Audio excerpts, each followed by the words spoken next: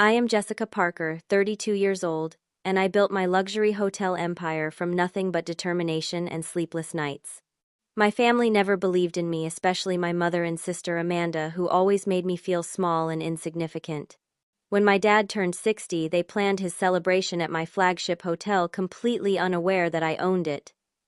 As I approached the entrance that evening wearing my simple black dress, I could see their disapproving glances. They had no idea that the staff would soon greet me as their boss. If you are enjoying this story, please let me know where you are watching from. Hit that like button and subscribe to hear more stories about family blindness that costs dearly. Growing up in our middle-class neighborhood in Portland, our family looked normal from the outside. We had a decent house, 2 cars, and took modest vacations once a year. But inside those walls, the dynamics were anything but balanced. My father, Richard Parker, worked as an accountant at a local firm. He was kind, gentle, and supportive in his quiet way, but he rarely stood up to my mother when it came to family conflicts. My mother, Eleanor, ran our household with military precision and a clear hierarchy of importance. At the top was my older sister, Amanda, 5 years my senior, beautiful and confident from birth. Amanda was the golden child who could do no wrong in my mother's eyes. Below her was my father, whose primary value seemed to be his steady paycheck. And at the bottom rung was me, the dreamer, who never quite measured up. "Jessica, please be realistic about your capabilities," my mother would say, whenever I expressed any ambition. "Not everyone can be exceptional like your sister." The pattern was established early. When Amanda needed dance lessons, my mother found the money immediately. When I wanted to join the school business club, I was told we couldn't afford the modest fees. Amanda got a car for her 16th birthday. I got a bus pass for mine. We invested in Amanda because she showed promise, my mother explained when I questioned the disparity. "You need to understand financial priorities." Family finances were my mother's domain, and she wielded that power like a weapon. Every purchase was scrutinized, every desire measured against whether it was worth it. Somehow, my needs rarely made the cut. I still remember my high school graduation. Amanda flew home from her expensive private college, and my parents threw her a surprise welcome home party that overshadowed my achievement completely. "Your sister is home for your graduation, Jessica. Be grateful for that," instead of acting entitled to attention, my mother scolded when I expressed disappointment. That summer, I worked at a small local hotel as a housekeeper. The manager noticed my interest in how everything operated and sometimes let me observe the front desk procedures. I came home excited about the hotel industry. "Hotels really, Jessica," Amanda laughed over dinner. "You are going to clean toilets for a living." "She means well," my father said later that night, finding me on the back porch. "Your mother and sister just worry about your future." "They worry I might succeed at something they did not choose," I replied. My father squeezed my shoulder. "I believe you will find your way. You have always been resourceful." It was not exactly standing up for me, but it was something. Those small moments with my father were the only times I felt someone in my family saw me. When college discussions began, Amanda had attended an expensive private university with our parents covering most costs. For me, the conversation was different. "Community college is more suitable for your academic record," my mother declared, though my grades were actually better than Amanda's had been. "Besides, we spent most of our education fund on your sister." I applied for scholarships without telling them, and received a partial one to a state university with a good hospitality program. When the acceptance letter came, my mother was quick to point out what it did not cover. "You will need loans, Jessica. Are you sure you want to start adult life in debt for a degree in hotel management of all things?" My father slipped me $500 when I left for college. "I wish it could be more," he whispered. "I am proud of you for making your own way." At 18, I moved into a tiny apartment near campus with 2 roommates and took a front desk job at a budget hotel chain. The pay was minimal, but the experience was valuable, and my manager allowed flexible hours around my classes. Those early years were a constant struggle. I ate ramen noodles and peanut butter sandwiches, bought textbooks used, and never went out with friends. Every penny went to tuition or rent. I called home rarely, usually just to speak with my father. Those conversations were always rushed, with my mother inevitably taking the phone to remind me that my financial struggles were due to my poor choices. Amanda is already being considered for a promotion at her marketing firm, she would say. She has her own apartment in the city, no roommates, no student loans. What my mother never mentioned was that Amanda's apartment was subsidized by them, or that my parents had connections that helped her get that marketing job. Meanwhile, I was working 60 hours a week between classes and the hotel, learning the business from the ground up. "You could always come home if this gets too difficult," my mother suggested during one call, her tone making it clear that returning would mean admitting failure. I never considered it, not even during the worst times when I had to choose between buying food or paying the electric bill. Something inside me knew that if I returned home, I would never escape again. My career trajectory changed dramatically during my junior year of college. Margaret Wilson, the owner of the boutique hotel where I had been promoted to assistant front desk manager, took an interest in my dedication to learning every aspect of the business. "You remind me of myself 30 years ago," Margaret told me one evening, as we reviewed the monthly occupancy reports. "Hungry to learn, not afraid of hard work." Under her mentorship, I began to understand the hotel business beyond the operational details.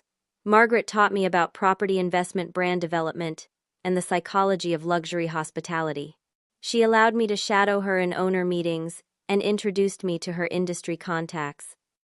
"The hotel business is about creating experiences people remember," Margaret would say. "Anyone can provide a clean room and decent service. The magic is in making guests feel special in ways they did not even know they wanted." By graduation, I had been promoted to front desk manager, a position that typically required years more experience. With Margaret's encouragement, I enrolled in night classes for a business degree while working full-time. Those years were exhausting but exhilarating. I worked double shifts whenever possible, volunteered for holiday coverage, and studied until 2 in the morning most nights. My small apartment remained sparse, every extra dollar going into a savings account that grew painfully slowly. My family remained unimpressed. During the rare holidays I could visit home, my mother would introduce me to their friends as Jessica, who works at a hotel, her tone making it sound like I was still cleaning rooms rather than managing a department. "When are you going to get a real career?" Amanda asked during one Thanksgiving dinner. She had just been promoted again at her marketing firm and had brought her new boyfriend, a financial analyst from a wealthy family. "Hotel management is a real career," I responded, keeping my voice even. "Of course it is, dear," my mother interjected. "We just want you to aim higher. Perhaps Amanda could help you get an interview at her company." My father, as usual, said little during these exchanges, though he would later ask genuine questions about my work when we had a moment alone. Everything changed when Margaret decided to retire. She called me into her office one afternoon, 5 years after I had started as a housekeeper. "I am selling the hotel," she announced. "The potential buyers plan to convert it into another generic chain location. Everything special about this place will be lost." My heart sank. I loved our little boutique hotel with its unique character and loyal clientele. "Unless Margaret continued studying me carefully, you would be interested in taking over." I laughed, thinking she was joking. "Margaret, I can barely afford my rent." "I have watched you for 5 years, Jessica. You understand this business in ways that cannot be taught. I am willing to owner finance a significant portion and help you secure loans for the rest." It was terrifying. The numbers she laid out would put me in debt for decades. If the business failed, I would lose everything. But looking around at the hotel that had become my home more than my family house had ever been, I knew I had to try. 3 months later, at 27 years old, I became the owner of the Parker Boutique Hotel, renamed for a fresh start. I moved into a small room on the property to save money and worked 18-hour days to ensure its success. The first year was the hardest of my life. I took no salary, sleeping on a cot in my office some nights to save commuting time. Every decision felt momentous, every unexpected expense a potential disaster. But slowly things improved. Our occupancy rates climbed as our reputation for personalized service spread. I implemented innovative ideas that larger chains were too rigid to try. We became known for anticipating guest needs in almost magical ways, creating loyal customers who returned regularly and sent friends. By year 3, the hotel was profitable enough that I could finally pay myself a modest salary and move into a small apartment nearby.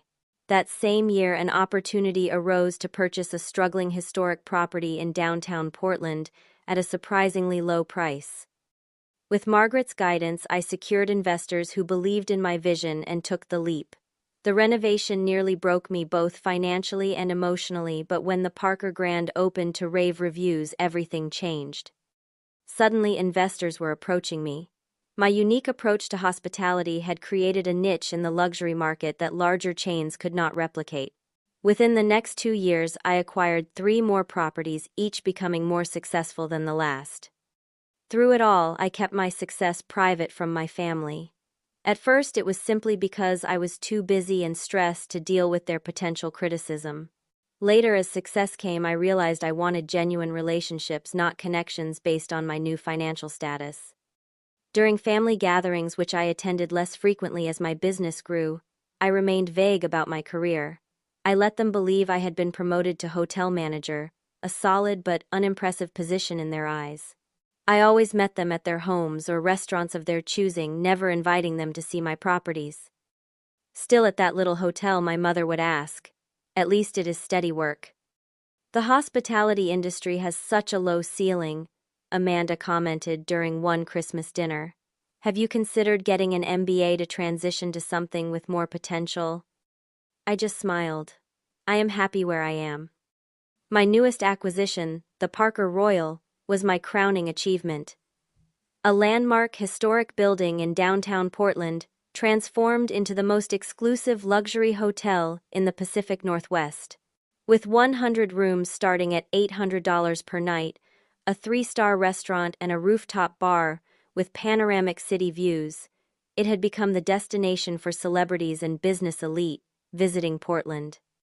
Ironically, it was this hotel, the one my family had no idea I owned, that my sister chose for our father's 60th birthday celebration. The call from Amanda came on a Tuesday afternoon while I was reviewing architectural plans for my newest property renovation. "Jessica, it is Amanda," my sister announced, unnecessarily, her voice carrying that familiar, superior tone. "We are planning something special for Dad's 60th birthday next month."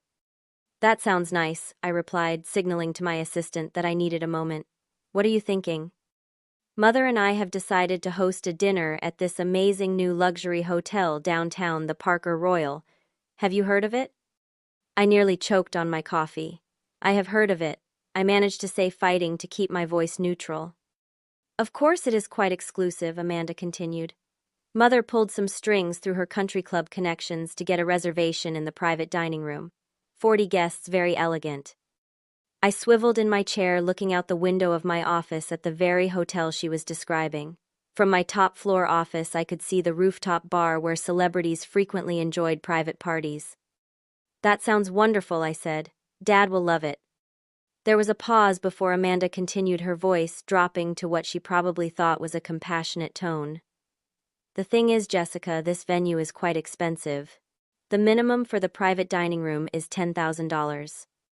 "I see," I replied, knowing exactly what was coming next. "Mother and I will cover most of it, of course. But we thought you might want to contribute something, perhaps the cake, or maybe the wine for your table." I could have ended the charade right then. I could have told her that I did not need to contribute because I owned the entire building, but something held me back. Perhaps it was years of conditioning to their perception of me, or perhaps it was the sudden realization that this might be the perfect opportunity to finally reveal the truth. "Actually, Amanda, money is a bit tight right now," I said, falling into my familiar role. "I am not sure how much I can contribute." There was a sigh on the other end of the line. "Hold on, Mother wants to speak with you." My mother's voice came through, crisp and authoritative. "Jessica, this is a milestone birthday for your father. Everyone is contributing what they can." "I understand that, Mom, but..." "Jessica, if you cannot contribute financially, perhaps it would be better if you joined us just for dessert. The dinner portion is quite expensive per person." I closed my eyes, feeling that familiar sting that had followed me throughout childhood. Even now, as a successful business owner, the casual dismissal still had the power to hurt. Maybe that would be best, I agreed softly. I will come for dessert and the cake. Wonderful, my mother replied, clearly satisfied with this solution. Be there at 8:30. Dress appropriately, please. This is a very elegant establishment. After ending the call, I sat silently in my office, emotions swirling. For years, I had maintained the fiction of my modest career, partly out of a desire to prove myself on my own terms, and partly from a lingering fear of their judgment. But now the perfect opportunity to reveal everything had landed in my lap. Over the next few weeks, I personally oversaw every detail of the birthday celebration, while maintaining the pretense with my family that I would only attend briefly at the end. I worked with the executive chef to design a custom menu featuring all of my father's favorite foods. I selected vintage wines from the cellar that complemented each course perfectly. I arranged for subtle decorations that would maintain the elegant atmosphere while celebrating my father. The private dining room was transformed with soft lighting and tasteful arrangements of my father's favorite blue hydrangeas. The table was set with our finest china and crystal with personalized menus at each place setting. At my instruction, the staff prepared a special slideshow of family photos to be displayed during dessert, focusing heavily on images of my father with me, subtle reminders of our connection that my mother had often tried to minimize. Miss Parker, we have confirmed all 40 guests. My event coordinator Rachel reported 3 days before the event. The kitchen has ordered all specialty ingredients, and the pastry chef has finalized the design for the birthday cake. Thank you, Rachel, I replied. And the staff has been briefed on the special circumstances. She nodded. Only key personnel know about your relationship to the guests of honor. Everyone else has been told simply that this is a VIP event requiring exceptional service. I had decided to reveal my ownership strategically, not in a grand announcement that might embarrass my father, but in a way that would gradually become clear throughout the evening. The night before the event, I stood alone in the empty dining room, imagining how the scene would unfold. Would my mother be proud when she discovered my success, or would she find ways to diminish it? Would Amanda be happy for me or resentful? And most importantly, would my father finally see that his quiet encouragement had helped me achieve my dreams? I chose my outfit carefully for the evening, selecting a simple but elegantly tailored black dress that whispered money rather than shouted it. My jewelry was minimal, just diamond studs, and a delicate watch that had been my first significant purchase when the Parker Grand became profitable. My appearance would be understated but unmistakably refined, reflecting my business philosophy that true luxury never needs to announce itself loudly. As I laid out my clothes, a mix of anxiety and anticipation kept me awake far into the night. Tomorrow would change everything about my family relationships for better or worse. There would be no going back to the comfortable fiction I had maintained for years. It was time for them to see me as I truly was, not as they had always assumed me to be. The evening of my father's birthday arrived with perfect early autumn weather. I spent the morning in meetings trying to focus on business while my mind repeatedly drifted to the evening ahead. At 4 o'clock, I left my office to go home and prepare, instructing the hotel staff to call me if any issues arose with the birthday arrangements. Everything is proceeding perfectly, Miss Parker, my manager assured me. The cake was delivered an hour ago, and the chef just confirmed all special menu items are prepared. Security has been briefed on the arrival protocol for your family. At 7:15, I parked a block away from the hotel and walked slowly toward the entrance, timing my arrival to coincide with my family. The Parker Royal stood majestically against the darkening sky, its historic facade illuminated by subtle lighting that highlighted the ornate architectural details. Through the large windows, I could see the warm glow of the lobby chandeliers and the movement of staff preparing for the evening service. I smoothed my dress and took a deep breath, reminding myself that I had earned this moment through years of sacrifice and hard work. Whatever happened next, I would face it with the same determination that had built my business. From my position across the street, I watched as a sleek black SUV pulled up to the entrance. The valet rushed forward to open the door, and my sister Amanda emerged first, her blonde hair styled in an elaborate updo that complemented her designer red dress. My mother followed, elegant in navy blue with a pearl necklace I recognized from special family occasions. My father was last looking distinguished in a tailored suit that was likely new for the occasion. I waited until they had entered the lobby before crossing the street and approaching the entrance. Through the glass doors, I could see them being greeted by the hostess, my mother, already gesturing authoritatively as she typically did when establishing her importance at any venue. Taking another steadying breath, I pushed through the doors and entered the lobby of my own hotel, as if I were merely another guest.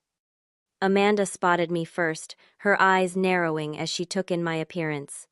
I had deliberately dressed well, but not ostentatiously, knowing they would expect me to either look shabby or to have obviously overextended myself financially to attend. "Jessica," she called, her voice carrying across the marble lobby, "we were not expecting you until dessert." I smiled and walked toward them. I thought I would come for the full celebration after all. "Happy birthday, Dad." I reached up to hug my father, who squeezed me warmly. "Thank you, sweetheart. I am so glad you could make it for dinner too," he said, genuine pleasure in his eyes. My mother's expression tightened. "Jessica, we have already given the final count to the restaurant. Adding another person to the party at this point would be inconsiderate. Not to mention expensive," Amanda added with a small laugh. "This place charges $200 per person for the tasting menu, not including wine pairings." I kept my expression neutral. "I am sure they can accommodate one more." Amanda stepped slightly in front of me, creating a physical barrier between me and the hostess desk. "Jessica, be reasonable. Everyone has already contributed to this event. You cannot just show up and expect to be included without paying your share." Several guests in the lobby turned at the rising tone of her voice, and I felt a flush of embarrassment, not for myself but for my sister's behavior in my establishment. My mother moved closer, lowering her voice to a whisper that was somehow more cutting than a shout. "Jessica, please do not embarrass the family. This is not the place for a scene. Perhaps you could wait in the bar until dessert as we originally discussed." I noticed other guests watching the interaction with uncomfortable expressions. Among them were several regular clients who might recognize me at any moment. The situation was rapidly becoming exactly the type of scene my mother claimed to want to avoid. "I think I have every right to celebrate Dad's birthday," I said quietly but firmly. Amanda laughed, the sound brittle and loud in the elegant space. Rights. Do not pay the bill, Jessica. This venue is clearly out of your budget. I mean, look around." She gestured broadly at the crystal chandeliers and marble columns. "You can barely afford your apartment. What makes you think you belong in a place like this?" The words stung despite my success, echoing years of similar dismissals.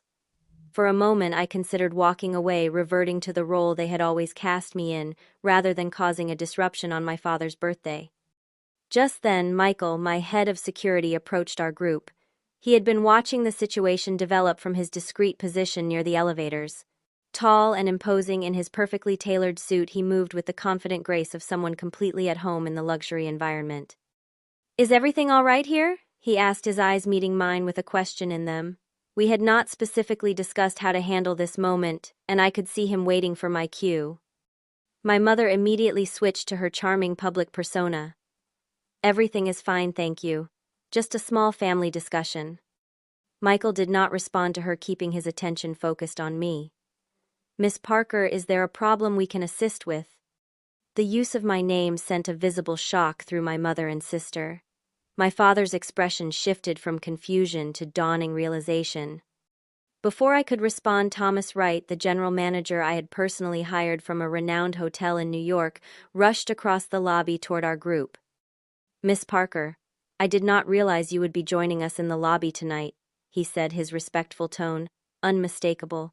"Is everything prepared to your standards for your father's birthday celebration?" The silence that followed was absolute. My mother's mouth actually fell open, while Amanda seemed frozen in place, her hand still gripping her designer clutch so tightly her knuckles had whitened. "Jessica," my father finally asked, his voice filled with confusion and something else. Pride, perhaps. I took a deep breath and spoke clearly, meeting each of their eyes in turn. "Yes, the hotel belongs to me. I own the Parker Royal, along with 6 other properties in our hotel group."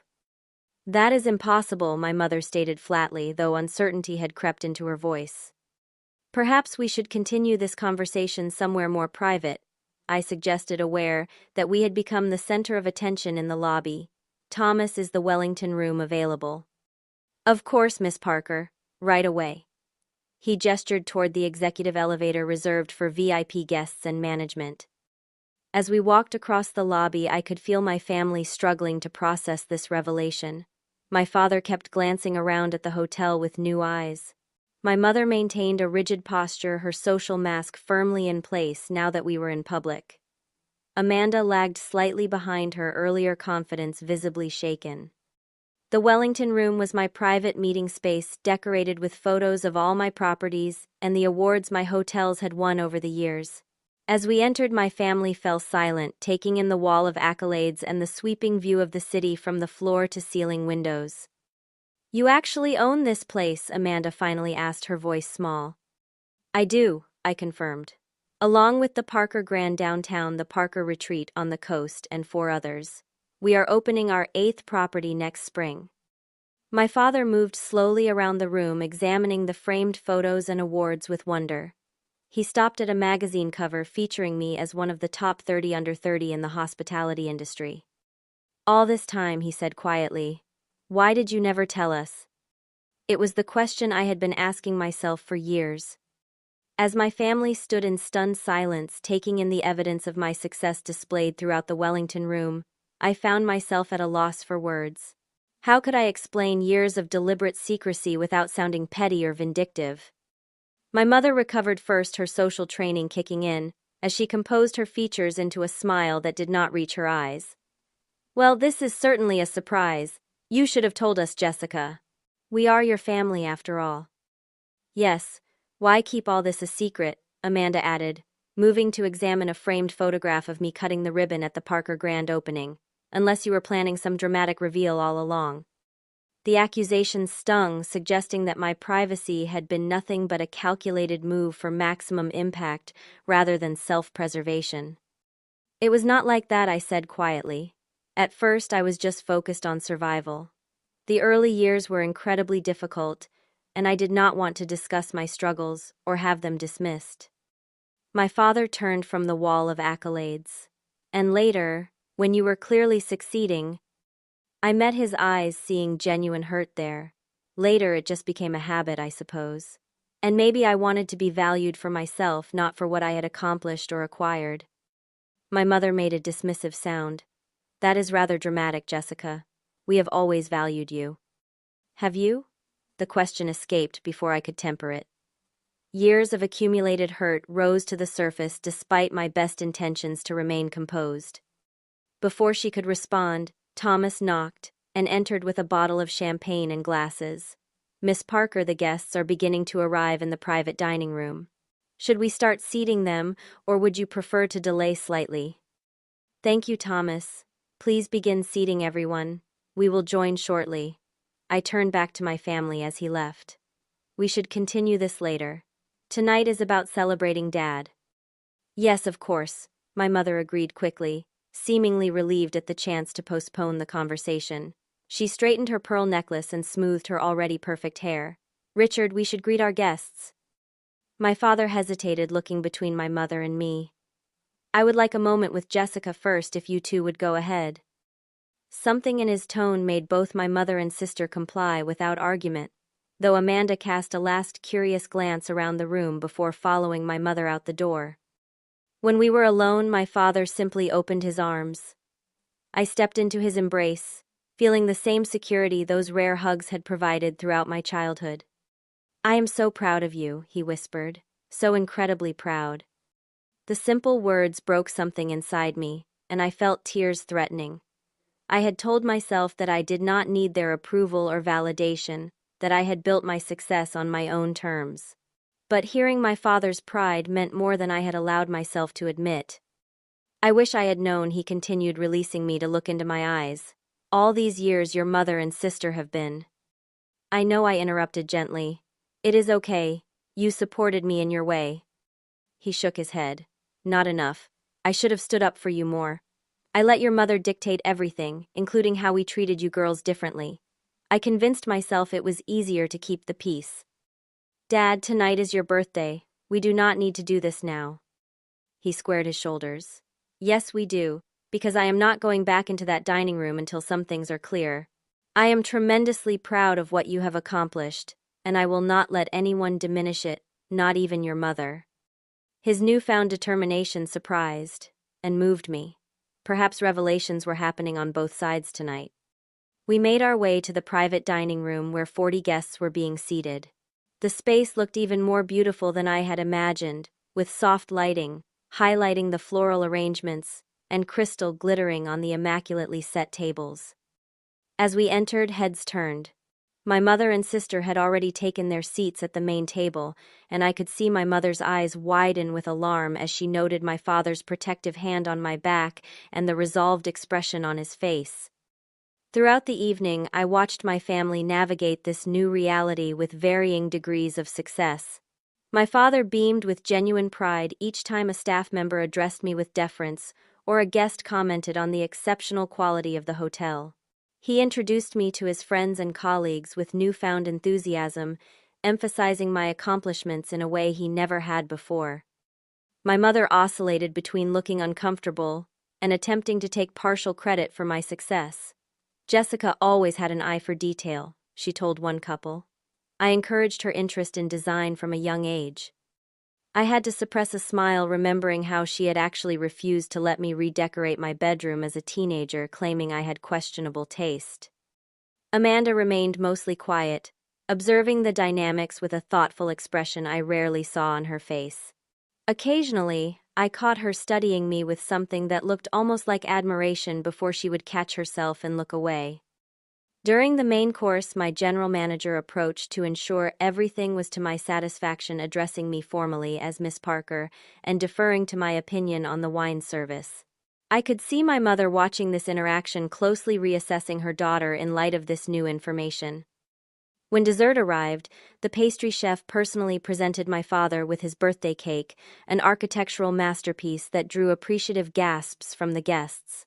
The chef thanked me for my specific instructions on the design, another small revelation for my family about my involvement in every detail of the evening. As coffee was served, I excused myself briefly to check on a minor kitchen issue. When I returned, I found my mother waiting in the hallway outside the dining room. "Your hotel is lovely," she said stiffly. "You have done well for yourself." Coming from her, this was high praise. I nodded in acknowledgement. "Thank you." "I still do not understand why you felt you needed to keep all this from us," she continued, a hint of accusation in her tone. "It appears rather calculated, revealing everything tonight in front of all our friends." "That was not my intention," I replied evenly. "Amanda chose this venue without knowing my connection to it. The revelation was going to happen regardless of how I planned it." "Still, you have made your point rather dramatically, have you not? Showing us all up, making us look foolish for not knowing about your success." I sighed. "Mom, this was never about making anyone look foolish. I built this business from nothing with no help and no safety net. Maybe I kept it private because I was afraid you would find a way to make it seem insignificant, just like you are trying to do right now." Her eyes widened at my directness. Before she could respond, Amanda appeared in the hallway. "There you are," she said, looking between us with wary eyes. "People are asking for you, Jessica. Apparently several of Dad's friends want to discuss booking corporate events here." My mother pressed her lips together, clearly displeased at the interruption. "We will continue this conversation later," she said, before returning to the dining room. Amanda lingered, fidgeting with her bracelet in a nervous gesture I remembered from childhood. "So, all those years when I was bragging about my job and my apartment, you did not know I finished for her. It is fine. But why did you let me go on like that? You must have been laughing at me the whole time." I shook my head. "I was never laughing at you, Amanda. I was just living my life on my terms, building something I am proud of." "By yourself," she said quietly, "without any of us." Something in her tone made me look at her more closely. Behind the perfect makeup and designer dress was an expression I had rarely seen on my confident sister's face: vulnerability. "I had to do it that way," I said, softening my tone. "Surely you can understand why." She nodded slowly. "I think I am starting to." As we rejoined the party, I noticed my father deep in conversation with Michael, my security chief. From my father's animated expression and Michael's respectful attention, I gathered he was asking about the security operations of the hotel, finally getting to share his interest in my professional world. The rest of the evening progressed more smoothly than I could have hoped. My father was clearly enjoying being the center of attention in such an impressive venue now, with the added pride of his daughter's accomplishments. My mother maintained her social grace, though I occasionally caught her watching me with a complicated expression that suggested she was reevaluating many things. Amanda gradually relaxed, even asking genuine questions about the hotel business when we had a quiet moment together. As the evening drew to a close and guests began to depart, my father pulled me aside near the grand piano in the corner of the room. "This has been the best birthday of my life," he said, his eyes bright with emotion. "Not because of this beautiful hotel or the expensive dinner, but because I finally got to see you as you truly are, Jessica. Confident, successful, respected. It is all I ever wanted for you." "Thank you, Dad," I replied, feeling a weight lifting that I had carried for so long. "That means everything to me." As we stood there, I realized that the revelation of my success was not the end of a deception, but the beginning of a new, more authentic relationship with my family. The path forward would not be simple or without conflict, but for the first time in years it felt possible to have real connections based on who we truly were, rather than the roles we had been playing for so long. As the evening progressed to the formal dinner portion, I took my place at the head table beside my father. The contrast between this reality and what my mother and sister had originally planned with me, arriving only for dessert as a peripheral participant, was not lost on anyone at our table. The executive chef personally presented each course, explaining the inspiration behind the dishes and their connection to my father's tastes and preferences, information I had provided during planning. With each introduction, my involvement in the evening's details became more apparent.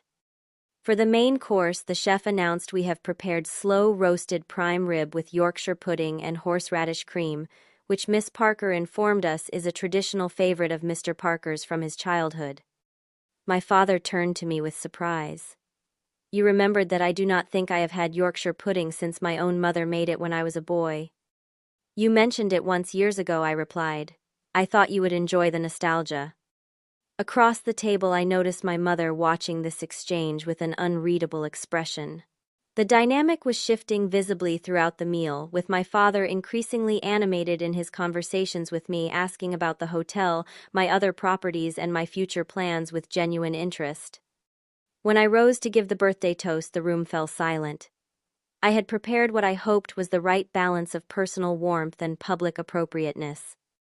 To my father, Richard Parker, on his 60th birthday, I began raising my glass. A man whose quiet integrity and unwavering work ethic taught me more than he knows.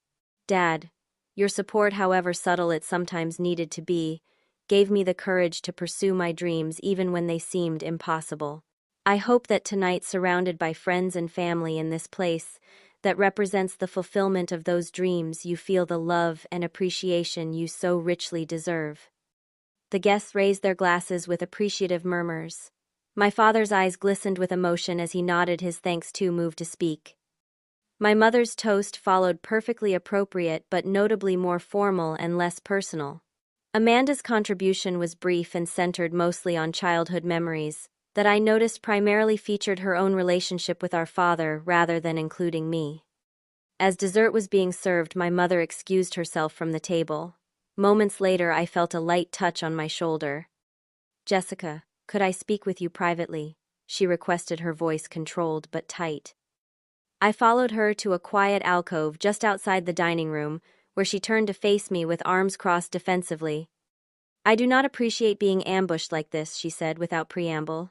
"You have deliberately orchestrated this entire evening to make your point at our expense." I took a deep breath, determined to remain calm. "What point would that be, Mom?" "That we underestimated you. That we were wrong about your capabilities. That you have succeeded despite our lack of faith in you." She listed these off clinically as if cataloging offenses. "I did not orchestrate anything," I replied evenly. "Amanda chose this venue. The only thing I arranged was to make Dad's birthday special.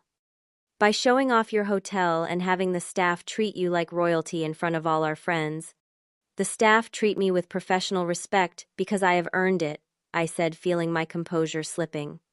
Just like they would treat anyone who had built a successful business from nothing. From nothing, my mother gave a short, humorless laugh. We paid for your education. A partial scholarship and student loans paid for my education, I corrected. I worked the entire time to cover living expenses. You know that. We gave you a home, stability, opportunities. You gave Amanda opportunities, I said, the words spilling out after years of restraint. You gave me criticism and low expectations. My mother's face flushed. That is not true. We simply recognized your limitations and tried to guide you accordingly. My limitations, I repeated incredulously. Mom, I own 7 luxury hotels. I employ hundreds of people. Where exactly were these limitations you claim to have seen? You were always different, always difficult, she insisted. Amanda was practical, focused. You were a dreamer, unrealistic. And yet here we are in the middle of my very real, very successful dream. Before she could respond, Amanda appeared in the alcove, her expression unusually serious. What is going on? People are noticing you both missing.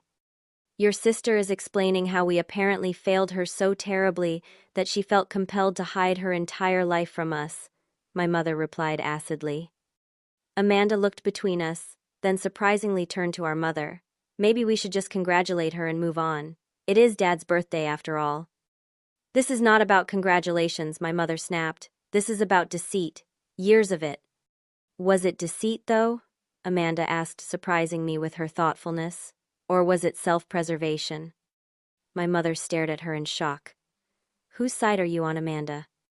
I was not aware we needed to take sides in celebrating Jessica's success, Amanda replied, a new edge to her voice. I studied my sister with new eyes, wondering what had prompted this unexpected support. Before I could question it, my father appeared, concern evident on his face. Is everything all right? People are asking about the cake cutting. He took in the tableau of the three of us, tension visibly crackling between us, and his expression hardened in a way I had rarely seen. Eleanor, he addressed my mother, with unusual firmness.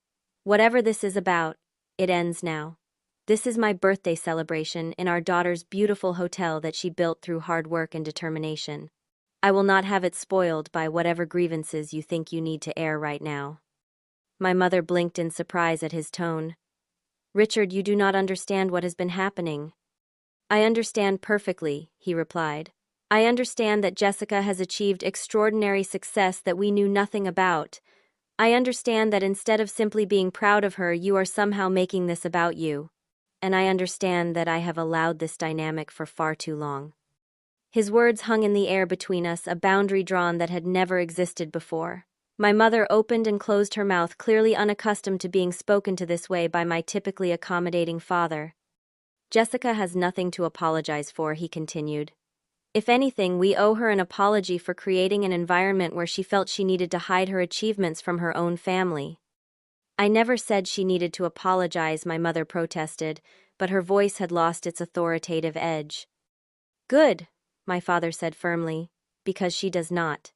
Now, shall we return to our guests and continue celebrating, or would you prefer to make a scene that everyone will remember far longer than they will remember the excellent meal or beautiful venue? Put that way, my mother had little choice. Her social awareness would never allow for a public disruption that might generate gossip. She straightened her shoulders and smoothed her expression. Of course we will continue the celebration, she said, her voice artificially light. We can discuss family matters another time. As she walked briskly back to the dining room, my father placed a hand on my shoulder. I am sorry, Jessica. I should have said something like that years ago. I shook my head, touched by his intervention, but sad it had been necessary. It is okay, Dad. Let us just enjoy the rest of your birthday. Amanda lingered as our father followed our mother. For what it is worth, she said quietly, I really am impressed with what you have built, and maybe a little jealous that you did it all on your own terms. The admission startled me. Jealous. But you always had everything you wanted. She gave a small, sad smile. I had everything Mom and Dad wanted for me. There is a difference. With that cryptic statement, she turned to rejoin the party, leaving me to wonder if perhaps my perfect sister's life was not as perfect as it had always appeared. The rest of the evening proceeded without further incident, though the undercurrents of our confrontation remained. My mother was polite but distant, my father unusually assertive in including me in conversations, and Amanda watchful and reflective in a way I had never seen before. As the party concluded and guests began to depart, I found myself standing with my family in the lobby, an uncomfortable quartet of people connected by blood, but separated by years of misunderstanding and unspoken truths. "Thank you for hosting this wonderful evening," my father said, embracing me warmly. It meant the world to me. "You are welcome, Dad. Happy birthday." My mother offered a stiff nod. "The hotel is lovely, Jessica. You have done well for yourself." It was as close to approval as I was likely to get, and I accepted it with a nod of my own. Amanda hesitated, then surprised me with a genuine hug. "We should have lunch sometime," she suggested. "I would love to hear more about how you built all this." As they departed, I watched them from the entrance of my hotel, a strange mixture of emotions swirling within me. The evening had not gone as I had imagined, with neat resolutions and happy reconciliations. Instead, it had cracked open years of complicated family dynamics, revealing truths that would take time to fully process. Yet something had shifted fundamentally. For the first time, I had been seen by my family, truly seen for who I was and what I had accomplished. Whether that would lead to healing or further division remained to be seen, but at least the foundation of truth had finally been laid. The week following my father's birthday celebration passed in a blur of meetings and operational decisions, but my mind frequently returned to that evening and its revelations. On Friday afternoon, my assistant informed me that my father was in the lobby asking if I had time to see him. I found him admiring the grand staircase, looking more relaxed than he had at the formal birthday dinner. When he saw me, his face lit up with a smile that contained none of the hesitation or caution that had characterized our interactions for so many years. "Jessica, I hope I am not interrupting your work. I was downtown for a meeting and thought I might stop by to see your hotel in daylight." "You are never interrupting," I assured him, genuinely pleased by his unexpected visit. "Would you like a tour?" For the next hour, I showed my father around the Parker Royal, explaining the renovation challenges, design choices, and operational philosophies that had shaped the property. He listened with genuine interest, asking thoughtful questions that revealed his own business acumen, something I had rarely been able to discuss with him before. When we reached my office, he paused at the door, taking in the space where I spent most of my working hours. The large windows overlooking the city, the elegant but functional furniture, the wall of industry awards and press features. "This suits you," he said simply. "I can see you here making decisions, building something meaningful." The observation touched me deeply. "Thank you, Dad." He settled into a chair across from my desk, his expression turning more serious. "I owe you an apology, Jessica. A long overdue one." "You do not need to apologize," I began, but he held up a hand. "I do.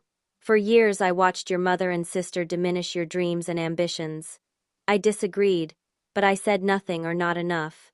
I told myself I was keeping the peace, but really, I was taking the easy way out." The frank admission hung between us, painful but necessary. "Why did you never tell us about all this?" he asked, gesturing to encompass the hotel, and by extension my entire business empire. I considered the question carefully. At first there was nothing to tell. The early years were just struggle and uncertainty. Then when things started to succeed, I guess I was afraid. Afraid of what? That Mom would find a way to minimize it. That Amanda would somehow make it about her. That the pattern would just continue and I would never be good enough. He nodded slowly, pain evident in his eyes. "We failed you then. If you felt you could not share your triumphs with your own family." "Not you," I said softly. "You always believed in me in your way." "My way was not enough," he replied firmly.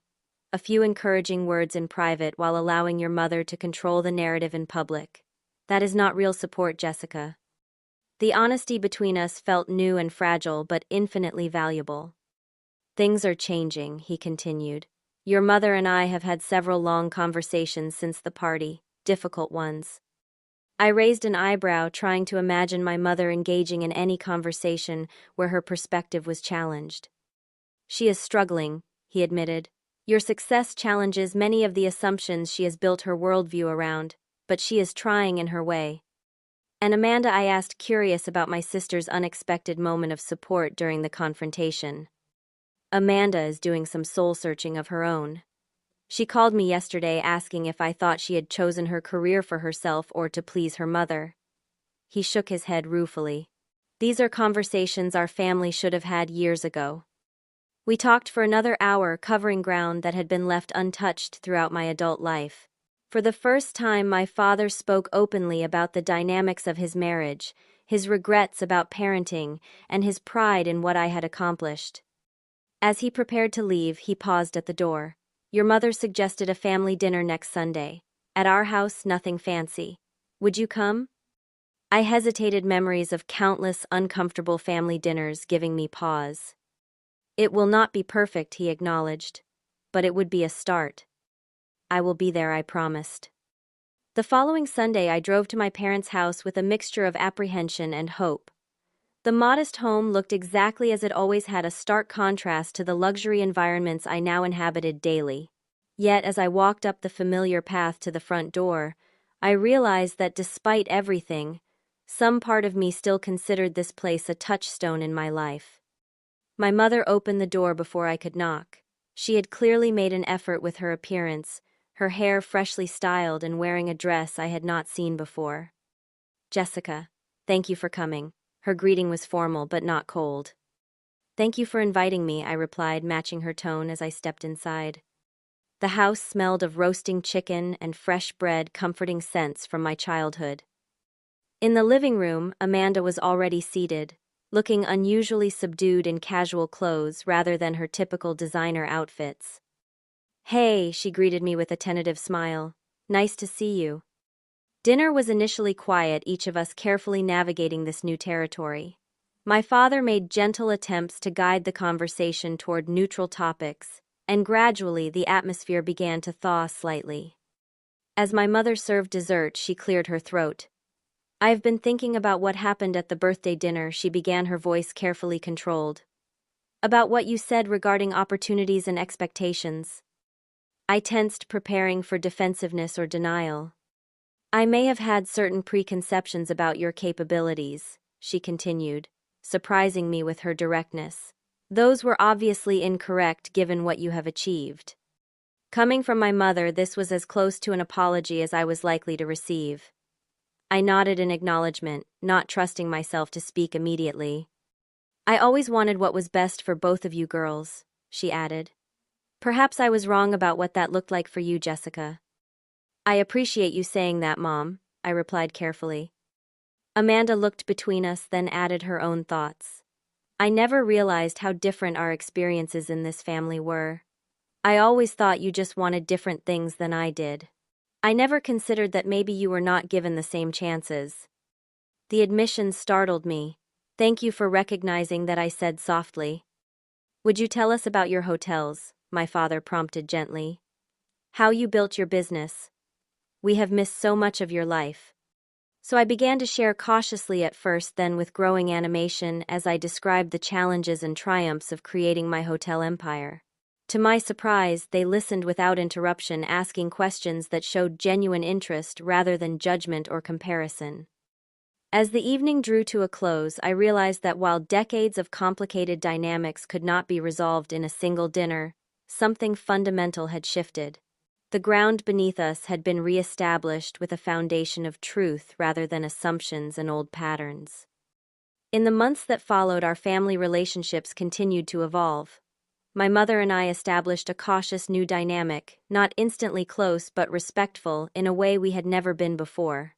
She even visited several of my properties, offering observations that revealed her own eye for detail and quality.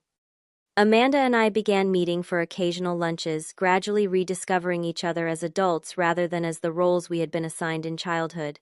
To my surprise, she eventually confessed her dissatisfaction with her marketing career and asked my advice about making a change, a conversation that would have been unimaginable before the revelation of my success. My relationship with my father deepened, the most blossoming into a genuine friendship based on mutual respect and shared interests. He became a trusted sounding board for business decisions, offering the paternal guidance I had always craved but never fully received. The healing process was not linear or simple.